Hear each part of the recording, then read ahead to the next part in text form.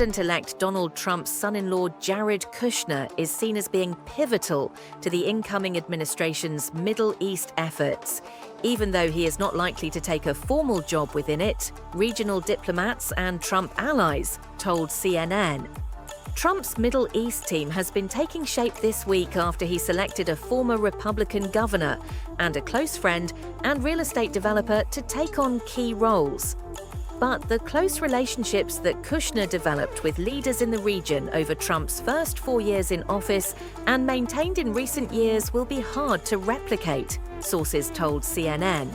Some former diplomats and critics of the Trump administration point out that Kushner has significant financial interests in the region, but many regional diplomats recognize the value of the deep relationships he has formed. No one on the incoming team has what Jared has, and that is trust. Jared earned it. He didn't have it at the beginning. He earned it. That takes time to build, said a regional diplomat who worked with Kushner during his time at the White House, noting that Kushner was relatively unknown to most players in the region before he became chief Middle East negotiator in the first Trump administration. Friendships are forever in this region, said an Israeli source who dealt with the first Trump administration, speaking to the deep personal relationships that Kushner developed and maintained with leaders throughout the region. My assumption is that his role is much more in his hands than anybody else's. Kushner is not likely to assume a formal role in Trump's second administration, but he is likely to serve as an outside advisor, said two sources familiar with his current thinking. Kushner is currently fully available to brief and advise all of those who will be working on issues related to the Middle East, said a source familiar with the situation, adding that he believes further progress is possible under Trump's leadership. Both Kushner and Trump would like to see a continuation of efforts to normalize relations between Israel and other Arab states following the Abraham Accords, a pact which normalized relations between Israel and the United Arab Emirates during Trump's first term, an effort made much more complicated given the ongoing wars in Gaza and Lebanon. Since Trump left office in 2021, Kushner and his wife Ivanka Trump have moved to Miami and largely exited politics. Kushner founded an investment fund, Affinity Partners, shortly after leaving Washington with major backing from sovereign wealth funds in the Gulf. Kushner has also maintained relationships with key players in the Middle East, including Israeli officials and leaders in the Arab Gulf. In particular, he has remained in contact with Saudi Crown Prince Mohammed bin Salman, the kingdom's de facto leader. During Trump's first term, Kushner became close enough with bin Salman that the men communicated over text, to the occasional frustration of career national security officials who were kept in the dark about the substance of the conversations.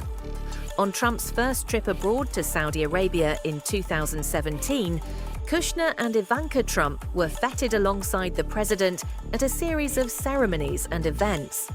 Later, Kushner would travel on separate visits to the kingdom for discussions with MBS that stretched late into the night. But Kushner's potential involvement this time comes with a new complicating layer. In recent years, his fund received $2 billion in funding from Saudi Arabia's Public Investment Fund. That economic relationship will heighten scrutiny on Kushner's involvement. Some U.S. diplomats are already concerned about Trump possibly pursuing a path prioritizing his family's financial interests over the national interest. Prioritizing Saudi Arabia's prosperity because it could help the Trump family is a major concern for U.S. diplomats, said a current U.S. diplomat, who remembers the secrecy surrounding Kushner's engagements during the first term, which in and of themselves created confusion. Yet, deploying Kushner might be seen as necessary out of the gates if Trump is to move as quickly as he has promised to end the wars in the region. Earlier this year, Trump said that Israel had to finish what they started in Gaza and get it over with fast. Kushner himself has not spoken extensively on the situation in the Middle East recently, but comments he made during an interview at Harvard at this year did generate headlines. Gaza's waterfront property could be very valuable. if people would focus on building up livelihoods, Kushner said in March. It's a little bit of an unfortunate situation there, but from Israel's perspective, I would do my best to move the people out and then clean it up, Kushner said. But I don't think that Israel has stated that they don't want the people to move back there afterwards. The comments sparked outrage from many in the region, especially given the immense toll that the war has taken on the Palestinian people. What we are seeing is an active and bloody conflict, with all that people in the Arab world see is babies being killed. Those comments were disturbing because Kushner was coming at this with very cold and materialistic language, which is very jarring for a people craving empathy. It was very, very tone-deaf, said Gaith Al-Omari, a senior fellow at the Washington Institute, who added he expects Kushner to steer clear of that kind of language going forward, particularly because it could inflame relations with other Arab nations like Saudi Arabia. Trump spoke last week with bin Salman following his election victory. It was his second call to the region following his conversation with Israel Prime Minister Benjamin Netanyahu, an indication that he will prioritize the US-Saudi relationship. Kushner is also close to Israeli officials, including Netanyahu, who he has known since he was young. An anecdote emerged during Trump's first presidency that when he was a teenager, Kushner gave up his bedroom for a night so Netanyahu would have a place to sleep while visiting the Kushner's home in New Jersey. Kushner's recent meeting with Netanyahu's Minister of Strategic Affairs, Ron Dermer, was an indication of just how close Kushner has remained to Israeli officials. How efforts to normalize relations between Israel and Saudi Arabia proceed while the war in Gaza is raging and while the Israel-Hezbollah conflict continues to deepen is an open question, yet key Trump allies are confident Kushner's framework still works. If you look at the plan that Jared put forward during the first term, that has all of the elements leaders in the region are seeking, said Brian Hook, a top State Department official in Trump's first term.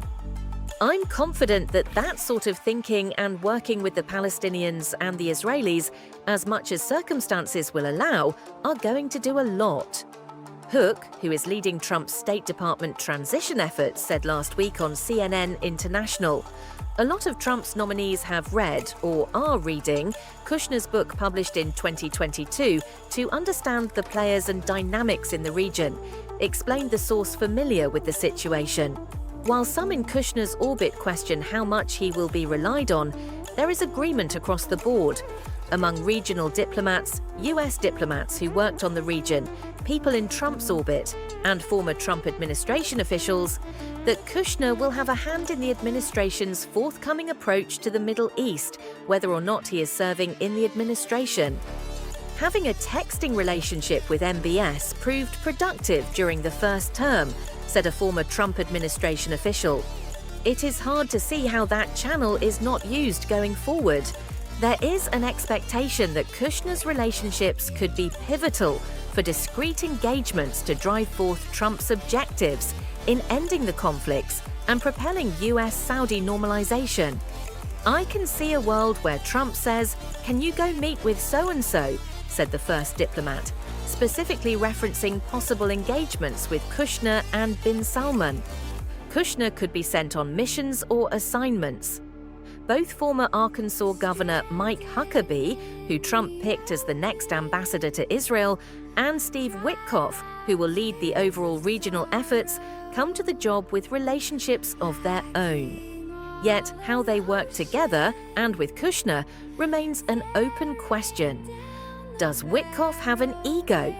That is the key question, explained Aaron David Miller, a former Middle East negotiator at the State Department, referring to Trump's longtime friend and real estate developer who will serve as his special envoy to the Middle East.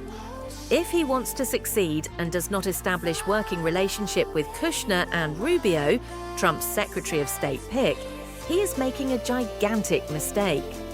Witkoff has already reached out to countries in the region about arranging a visit, explained multiple sources, saying that the timing for those meetings is still being figured out. And in recent weeks, before Trump announced Witkoff for the job, he had an important meeting to review the portfolio and its players with Kushner.